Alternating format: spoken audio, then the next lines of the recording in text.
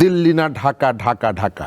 কিন্তু আমরা এখানে দিল্লির দাসত্বের বিপরীতে আমরা ওয়াশিংটনের দাসত্ব আমরা চাইনি। নির্বাচনের মাত্র 3 দিন আগে আমেরিকার সাথে তার চুক্তি করতে হবে প্রতি বছর প্রায় $3000 কোটি নির্বাচনে ধর্মের ব্যবহার বন্ধের যে দাবিটা ছিল সেটি বন্ধ তো হয়নি, বরং প্রকট আকারে ধারণ করেছে এবং পরিষ্কার করে বলে দেওয়া হচ্ছে যে এই মার্কায় ভোট না দিলে আপনি দোজকে যেতে হবে, আপনি স্বর্গে যেতে পারবেন না।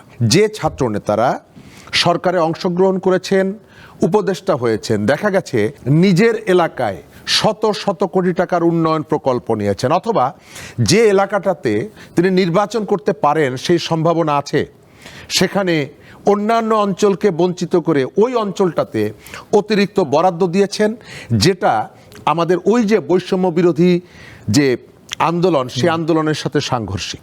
যে তরুণরা এই গণ অভ্যুত্থানে অংশগ্রহণ করেছে তাদের যে স্বপ্নটা ছিল, সেই স্বপ্নের দিকে এগিয়ে যাওয়ার একটা বড় পদক্ষেপ হচ্ছে আজকের নির্বাচন। কিন্তু একই সাথে তারা যে সংস্কৃতির পরিবর্তনের জন্য লড়াই করেছে, আমরা গত 1.5 বছরে সেই সংস্কৃতির কোনো পরিবর্তন করতে পারিনি। আচ্ছা, এটি বাস্তবতা।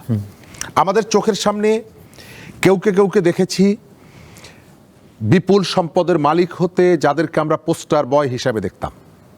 গণ অভ্যুত্থানে বৈষম্যের বিরুদ্ধে লড়াইয়ে আমাদেরকে যারা আমন্ত্রণ জানিয়েছিলেন, যাদেরকে দেখে আমরা রাস্তায় নেমে এসেছিলাম, তারাই সেই জায়গা থেকে নিজেদেরকে সরিয়ে নিয়ে গেছেন। গণ অভ্যুত্থানের ভেতর থেকে যে ছাত্র নেতারা সরকারে অংশগ্রহণ করেছেন, উপদেষ্টা হয়েছেন, দেখা গেছে দেশের সমস্ত অংশকে বঞ্চিত করে নিজের এলাকায় শত শত কোটি টাকার উন্নয়ন প্রকল্প নিয়েছেন, অথবা যে এলাকাটাতে তিনি নির্বাচন করতে পারেন সেই সম্ভাবনা আছে, সেখানে অন্যান্য অঞ্চলকে বঞ্চিত করে ওই অঞ্চলটাতে অতিরিক্ত বরাদ্দ দিয়েছেন, যেটা আমাদের ওই যে বৈষম্য বিরোধী যে আন্দোলন, সেই আন্দোলনের সাথে সাংঘর্ষিক। সেই তরুণরা নিশ্চয়ই এই বিষয়টিও খেয়াল রাখবে যে তার চোখের সামনে দিয়ে সে একটি দুঃশাসন দেখেছে, সে রাতের ভোট দেখেছে, অর্থ পাচার দেখেছে, বিশ্বজিতের নিষ্ঠুর হত্যাকাণ্ড দেখেছে, ইত্যাদি ইত্যাদি দেখেছে।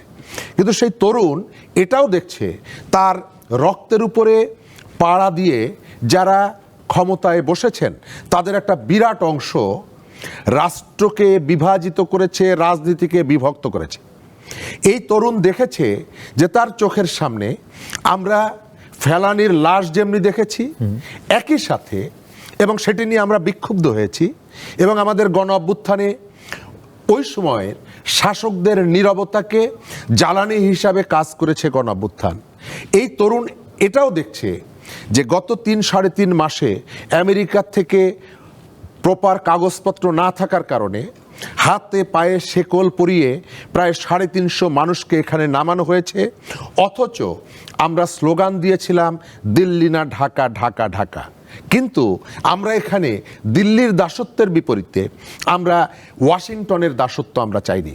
গত পরশুদিন পর্যন্ত এই সরকার, আমরা বলি যে এই সরকারের অনেকগুলো কাজ আমরা করতে দেয়নি, কিন্তু রাতের বেলায় গোপনে নির্বাচনের মাত্র 3 দিন আগে আমেরিকার সাথে তার চুক্তি করতে হবে প্রতি বছর প্রায় $3000 কোটি কৃষি পণ্য বাধ্যতামূলক আমদানি করতে হবে, এই দাবিটা বাংলাদেশের কোনো প্রান্ত থেকে ওঠেনি। তাহলে সরকার এটি কেন করেছে?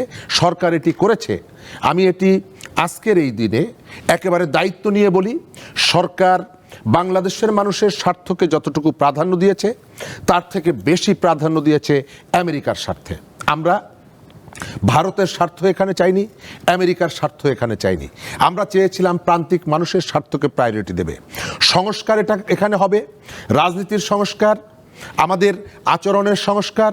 কিন্তু আপনি দেখেছেন নির্বাচনে ধর্মের ব্যবহার বন্ধের যে দাবিটা ছিল সেটি বন্ধ তো হয়নি, বরং প্রকট আকারে ধারণ করেছে এবং পরিষ্কার করে বলে দেওয়া হচ্ছে যে এই মার্কায় ভোট না দিলে আপনি দোজকে যেতে হবে, আপনি স্বর্গে যেতে পারবেন না।